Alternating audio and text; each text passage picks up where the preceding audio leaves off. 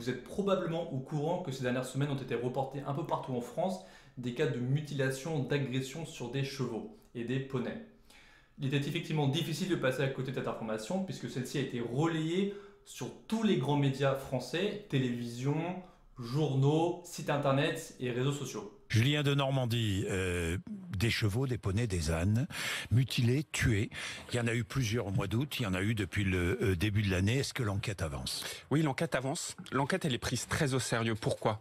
Parce que on est face à des actes d'une incroyable barbarie, il faut employer le terme, d'une incroyable cruauté. C'est des personnes qui arrivent, aucune piste aujourd'hui n'est écartée, qui viennent couper une oreille d'un poney, d'une jument, enlever un œil, arracher les parties génitales, souvent vider de son sang l'animal.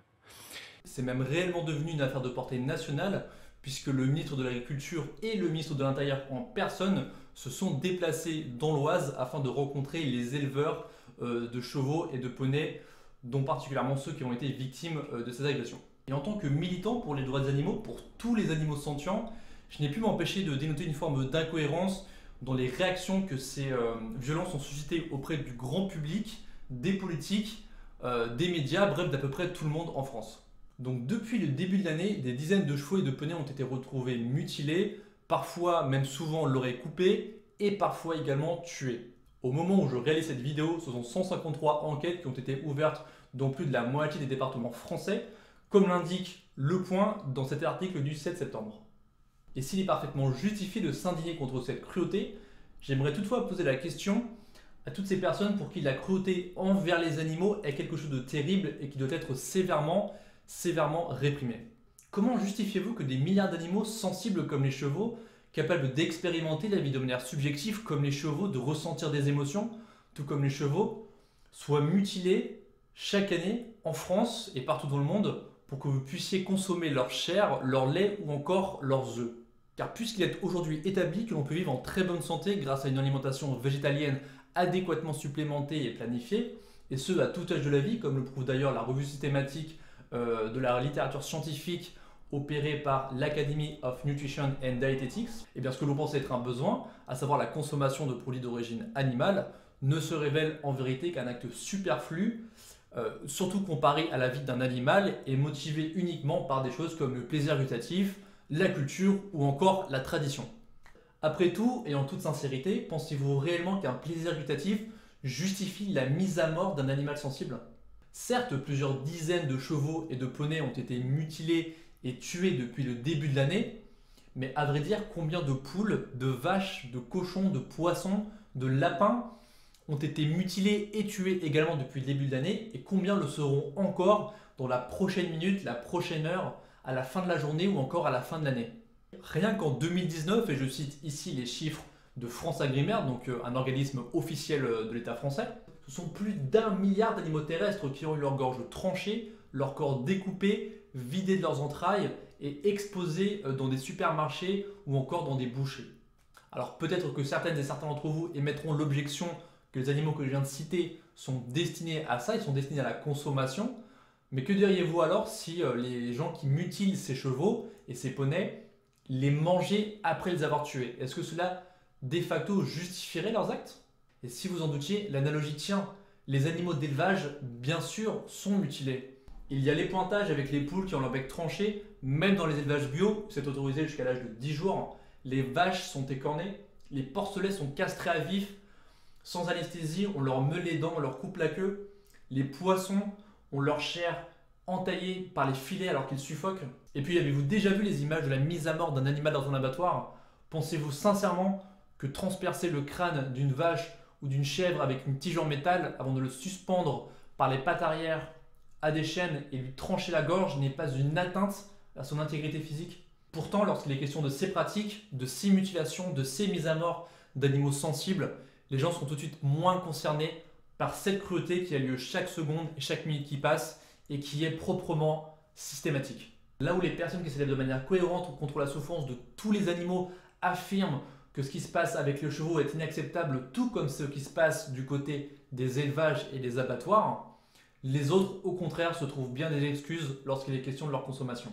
Oui, bon, d'accord, les animaux d'élevage sont mutilés et tués, mais ils sont là pour ça, non? d'accord, mais si les chevaux et les poneys victimes des abominations actuelles étaient élevés pour ça, est-ce que tu excuserais ces pratiques? Et je peux te poser la même question pour des chats, des chiens, des éléphants, des girafes, des dauphins, ou peu importe l'animal. D'accord, mais bon, j'ai une excuse, hein, j'aime le goût. Et donc, si les individus responsables de tous les actes de barbarie commis contre les chevaux aimaient le goût de la chair chevaline, est-ce que ça excuserait encore une fois ces pratiques, ces mutilations et ces mises à mort? Ok, j'entends bien, mais d'un autre côté, on a à peu près toujours fait comme ça, on a toujours exploité des vaches, des cochons, des poules, etc. Donc, c'est justifié. Attends, est-ce que tu es vraiment certain que cet argument tient la route? Car si ces chevaux avaient toujours été élevés dans ces conditions pour être mutilés et pour être mis à mort, est-ce que tout d'un coup ça deviendrait justifiable de leur infliger ces souffrances? Et si ça faisait partie de la culture française ou de la tradition française de mutiler ces chevaux ainsi, puis de les tuer, est-ce que ça justifierait là encore ces pratiques? Eh bien, à en croire en tout cas le nouveau ministre de l'Agriculture, hein, Julien Denormandie, la réponse tendrait plutôt vers le oui, puisque les traditions justifient en tout cas les chasses traditionnelles, par exemple la chasse à glu qu'il a défendue lors d'un passage chez France Info. On est très bien les chasseurs, je respecte profondément les chasseurs et je pense que souvent on leur colle une image qui n'est pas l'image véritable des chasseurs. Mais on est un pays rempli de traditions. On ne nous l'enlèvera pas. Et moi, je trouve que c'est très bien. Ces traditions, elles nous font vivre. Elles sont une part de notre identité. Et les chasses traditionnelles en font partie. En revanche, ces traditions, elles ne sont pas les mêmes dans notre pays que dans d'autres pays européens, où certaines pratiques dans d'autres pays européens, on les considérait comme absolument pas adaptées à ce qu'est notre culture française. C'est ça la France. Bon. Il s'avère qu'en l'occurrence, il y avait un débat, le président de la République l'a tranché hier, et il y a également une question juridique, et on est en attente de cette disposition de l'Union européenne. Cette question. En usant donc, comme vous venez de le voir, de l'argument fallacieux de l'appel à la tradition. Bien entendu, l'incohérence de l'attitude du gouvernement face à ces actes de cruauté envers les animaux et de cette cruauté en général n'est pas nouvelle. On l'a bien vu avec la propension qu'a justement le gouvernement à défendre systématiquement la corrida, alors même que la majorité des Français est contre, explicitement contre. Corrida qui, je le rappelle, est un acte consistant à mutiler un taureau dans une arène, devant des spectateurs et des spectatrices, à lui transpercer la peau à l'aide de harpons et de l'achever avec un coup de poignard dans le cerveau.